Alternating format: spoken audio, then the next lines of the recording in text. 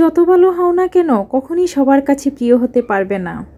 মানুষ না মরা পর্যন্ত কেউ কাউকে ভালো বলে না। মানুষের কাছে ভালো সাজবার কোনোই দরকার নেই সামান্য কৃতজ্ঞতা প্রাপ্তির আকাঙ্ক্ষাও। বিশ্বাস করেন, আল্লাহর কাছে আর নিজের কাছে নিজে সৎ থাকার মধ্যে যে মানসিক শান্তি তা পৃথিবীর আর কোথাও নেই। হ্যালো ভিউয়ার্স, আসসালামু আলাইকুম। আশা করি সবাই ভালো আছেন। আলহামদুলিল্লাহ, আমিও ভালো আছি।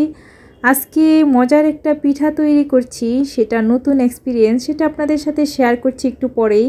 তার আগে দেখিয়ে নিই আজকে কি রান্না করেছি। আজকে রুই মাছের মাথা এবং পেঁয়াজ দিয়ে ভুনা করার ইচ্ছে ছিল, কিন্তু এত সুন্দর গাছ পাকা টমেটো দিয়ে দেখেছি আপনাদের ভাইয়া নিয়ে আসছে, সেজন্য টমেটো দিয়ে রুই মাছ রান্না করেছি।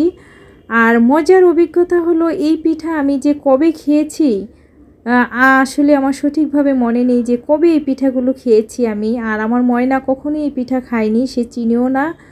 আমার বড় ময়না যদিও খেয়ে থাকে অনেক ছোটোবেলা, তারপরও তার টেস্ট কিংবা পিঠার কথা মনে নেই। তো এই পিঠা অনেক দিন হয় আমার আসলে খেতে ইচ্ছে করছে, কিন্তু আমি বানাচ্ছি বলে সাহস পাচ্ছিলাম না।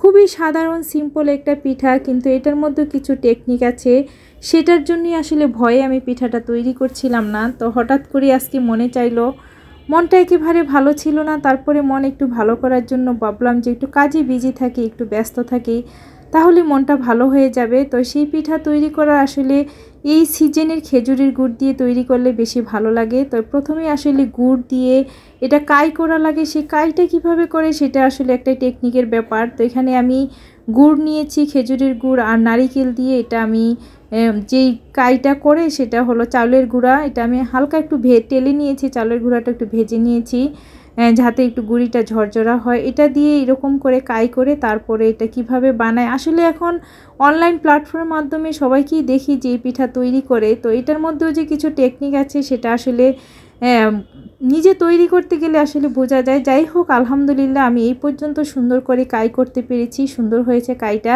তবে গুড়ের পরিমাণ অনেকটা বেশি দিয়ে ফেলেছি, একদম কাইটা আঠালো হয়ে গেছে। আপনাদের ভাইয়া প্রথমে বলেছিল যে যেতটুকু গুড় দিয়েছো হবে, কিন্তু আমি পরে আরও আমার ময়না খাবে না মিষ্টি কম হলে, সেজন্য আরও বেশি করে গুড় দিয়েছি। যাই হোক, পিঠাগুলো তৈরি করে নিয়েছি। যেহেতু প্রথমবার এই পিঠাটা তৈরি করলাম, সেজন্য একটু কম করে তৈরি করেছি, যদি পারফেক্ট না হয় সেজন্য। কিন্তু পিঠাটা দেখি সুন্দর করে কাইটা হয়েছে। পিঠাটা আমি তৈরি করে ফেলেছি। এটা আমার রাইস কুকারের স্ট্যান্ডার দিয়ে আমি একটা পাতিলে বসিয়ে এটাতে এখন ভাপ দিয়ে নিব। এইখানে ভাপ দিয়ে নিলে পিঠাটা সুন্দর করে হয়ে যাবে। তো বেশি না, আমি 20-25 মিনিটের মতো ভাপে রেখেছি। যেহেতু প্রথমবার তৈরি করেছি, হয়তো আরও একটু কম সময় রাখলেও হয়ে যেত, কিন্তু আমি ইচ্ছে করে একটু বেশি টাইম রেখেছি যে পিঠা যাতে সুন্দর করে হয়। তো পিঠাগুলো যতটুকু নাই ছিল তার চেয়ে ডবল হয়ে গেছে ভাপে দেওয়ার পরে। কি সুন্দর, একদম রসগোল্লার মতো দেখা যাচ্ছে।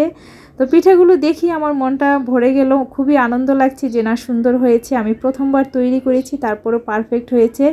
তো পিঠা তৈরি করার পরে আপনাদের ভাইয়াকে ডাকলাম যে তুমি চলে আসো, খাবে পিঠা। বললো যে আমি তো ভাত খেয়েছি। তারপরে বলে যে আসো। তো আমার বড় কন্যা খুব মজা করে খেয়েছি গরম গরম পিঠা। অবশেষে আলহামদুলিল্লাহ পিঠাগুলো তৈরি করে ফেলেছি। একদম দেখেন সুন্দর হয়েছে পিঠাগুলো, আর একদম নারিকেল বেশি করে দিয়েছিলাম। যাই হোক, জীবনের প্রথম এক্সপিরিয়েন্স, প্রথম অভিজ্ঞতা, এই পিঠা আমি এই ফার্স্ট টাইম তৈরি করলাম। আলহামদুলিল্লাহ আমি সব কাজই পারি, সব ধরনের পিঠাই তৈরি করতে পারি, কিন্তু এই পিঠাটা কেন যেন আমার কখনো তৈরি করা হয়নি। কিন্তু হঠাৎ আমার খেতে ইচ্ছে করলো, সেজন্য আজকে তৈরি করলাম। যে হ্যাঁ, আলহামদুলিল্লাহ প্রথমবার যেহেতু তৈরি করেছি, একদম পারফেক্ট সুন্দর মতো হয়েছে পিঠা। আমি দেখতাম যে অনেক সময় এই পিঠা আমার আম্মা যখন তৈরি করতো, পিঠা মাঝখানে কাঁচা থাকতো। এই পিঠা বানানোরও কতগুলি টেকনিক আছে,